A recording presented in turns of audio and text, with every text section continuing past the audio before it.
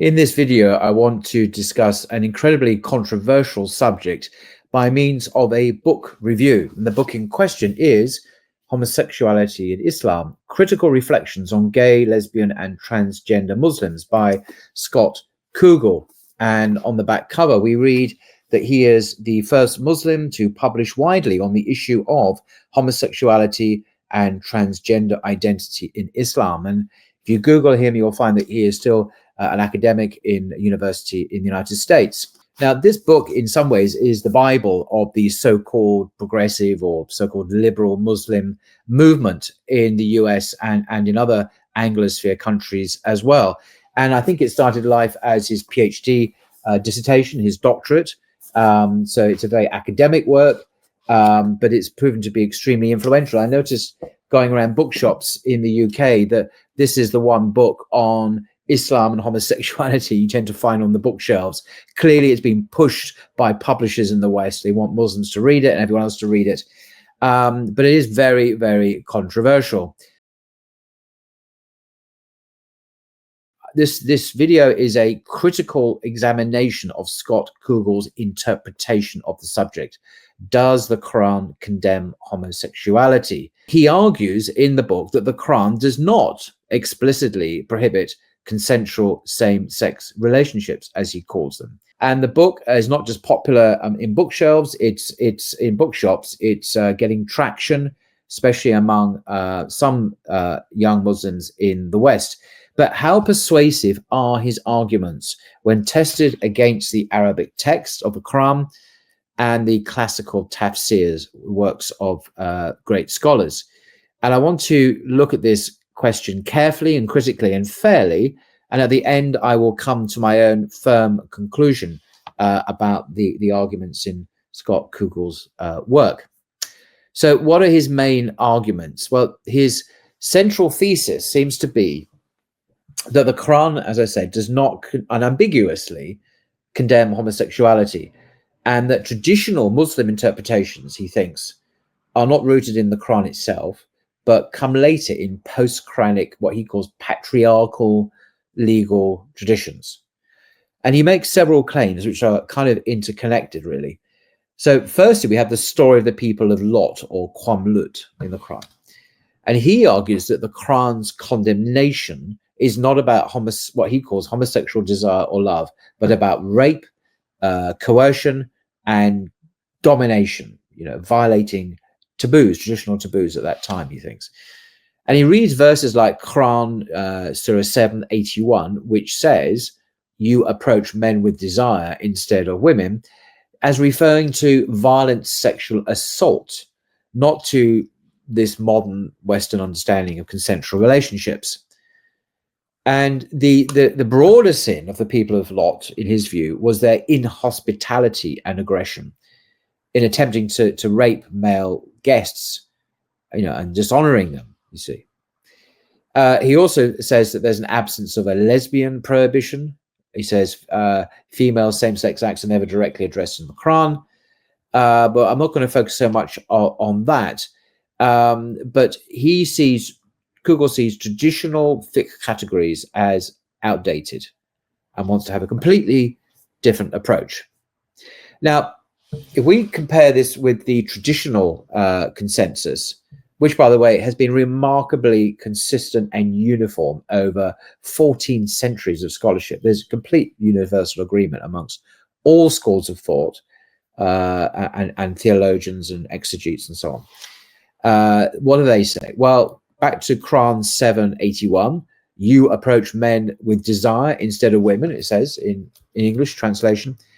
The traditional tafsir authorities, including Al-Tabari, Al-Qutubi, Al-Razi, Ibn Kathir, they all understood this as a condemnation of homosexual desire and action itself, not simply of rape. The text says with desire, the Quran says with desire, shawa, indicating lust and intentionality, not just actual aggression and physical rape and so on. Another Quranic passage is Surah 26, verses 165 to 166. Do you approach males among the worlds and leave what your Lord has created for you as mates. Again, the Quran here is not framing this as, I think, in terms of violence or coercion, but in terms of a deliberate departure from the divinely created heterosexual norm between male and female. Look at the complementarity of male and female bodies. They're clearly designed for one another, but male and male is not, clearly. So the Arabic makes the contrast explicit. You leave your wives, who are your mates, for men. And this theme, I think, is this narrative in the Quran is found 5 times. It's repeated 5 times, always with strong condemnation. Nowhere is there any hint that the problem is limited to violence or rape, which it should be. If this was a distinction that God had willed to make and that Kugle was right, we would have this very nuanced distinction. The Quran for Muslims is the speech of Allah himself. The words he chooses are very precise and full of meaning, and they're eternal, and they're meant for all mankind. This is the final revelation of God for all peoples during the last 1,400 years at least, and going forward. So the wording is very, very important here.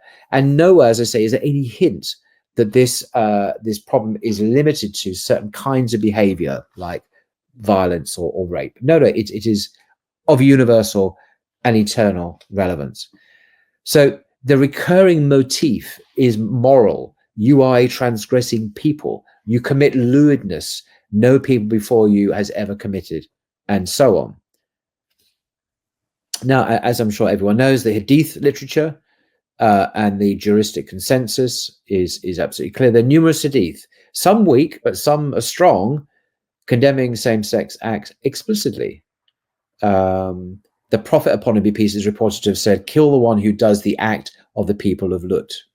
All 4 Sunni madhab, not to mention the Shia positions, consider homosexual acts haram. With actually, there's not consensus though on the consequences of this in terms of punishments. There seems to be very different views on it. I found amongst the Sahaba about how to deal with this problem when it arises in the public domain. And female same-sex acts, well, the Quran may or may not mention lesbianism explicitly, but the jurists certainly did, and scholars like al-Nawari and Ibn Hazm addressed it as sinful based on analogical reasoning, and other reports in the Hadith, of course. So, in summary, in short, the Quran, the Sunnah, Ijma, and Fiqh together give us a clear, coherent, and universal stance. Same-sex acts are sinful in Islam, regardless of consent. Consent is simply not the issue. It is the action that is sinful. So if you give perhaps an analogy, if a man and a woman who are not married love each other and move in together and live together, it doesn't matter about their consent. It's still zina, it's still haram, because they're not married. And this is an analogy with all sexual behavior. Consent is not the issue when it comes to the moral evaluation of something in terms of its intrinsic rightness or wrongness. It's the context it happens in. Some acts are intrinsically wrong, but those that are permitted, consent is not the only issue. It has to happen in certain divinely given contexts. In other words, heterosexual marriage. If it doesn't take place in that context, consent is irrelevant. It's wrong and a haram and cannot be approved of, and isn't approved of in Sharia, of course. So the issue here really, I think, with Scott Kugle is not just that we disagree about, or he disagrees about interpreting particular verses, although that is an important issue. He has an entirely different methodology, an entirely different hermeneutic. There is this huge divide between what he says and like-minded people and what the Islamic tradition says. And this becomes clear. It's not just on interpretation, it's different methods. So the traditional approach, for example, would see authority, primary authority, lying in revelation, in God and his word, his speech, his Quran and his prophets. and the consensus of the Sahaba, very important, and the four schools, the juristic consensus. But for Kugle, his methodology, this kind of progressive secular Western methodology, it lies more in what a Western secular person may have in their mind, their own conscience, their own moral, individual, secular view. And it's not based so much on revelation, but on individual moral autonomy.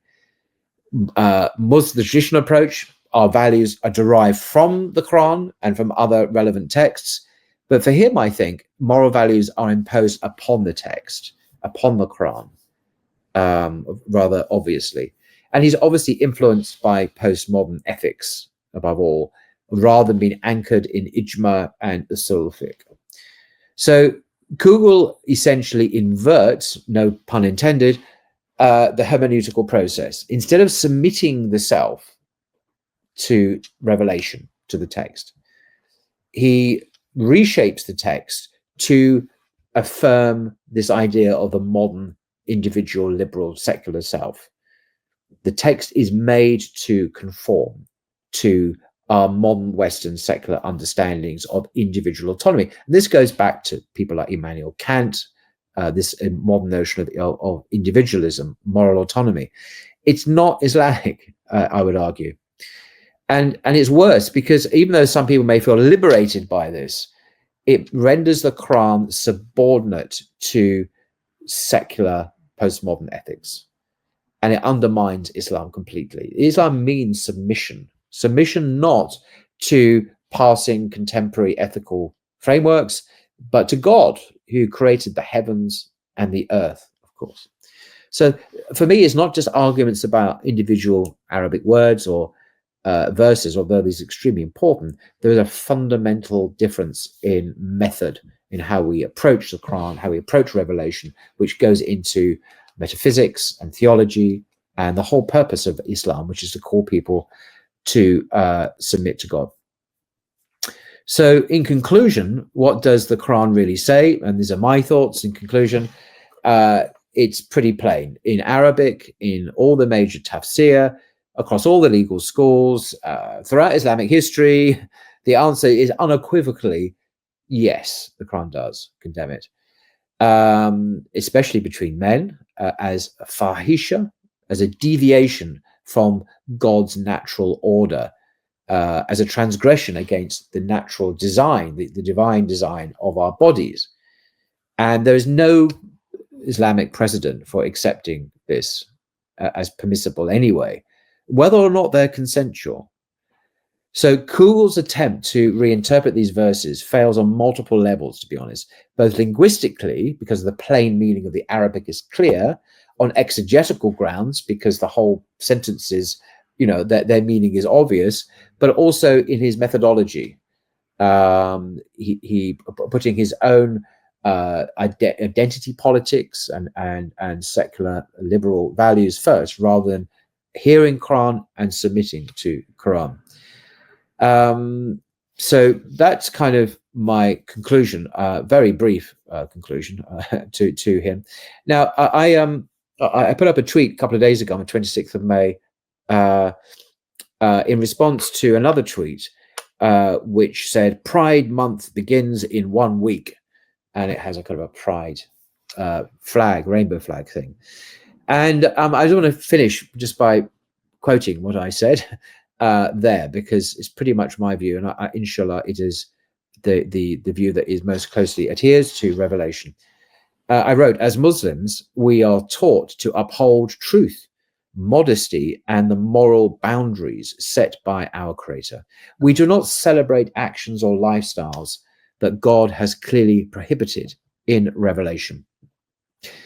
Pride Month promotes values and behaviors that contradict the moral teachings of Islam, especially regarding sexuality, gender, and family. Now, of course, there's so much more one could say. I didn't mention the whole transgender issue or gender itself, male and female and family.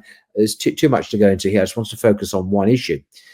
The Quran tells the story of the people of Lot, or Lut, whose transgressions were met with divine condemnation in Surah 7, verses 80 to 84, and Surah 27, verses 54 to 58.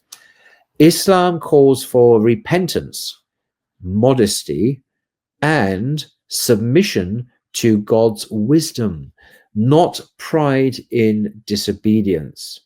Not pride in disobedience. Instead of having pride, we should not have pride in disobedience. We should be proud to be Muslims, ones who submit to our Creator, because that's all that really matters at the end of the day, in terms of our own lives, our future lives, and our eternal destiny. It really matters when it comes to how we respond to God's revelation. So that's my extremely brief review of this book. As I say, it's become the Bible of the so-called liberal / progressive Muslim movement in the US and in the UK. I'm not particularly recommending you read it. I think it's a very flawed work.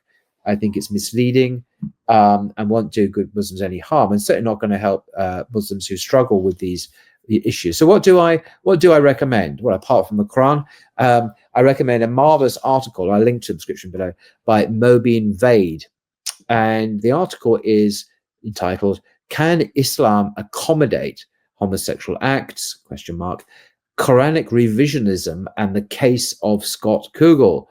So he does in a much more thorough, scholarly way look through this whole book.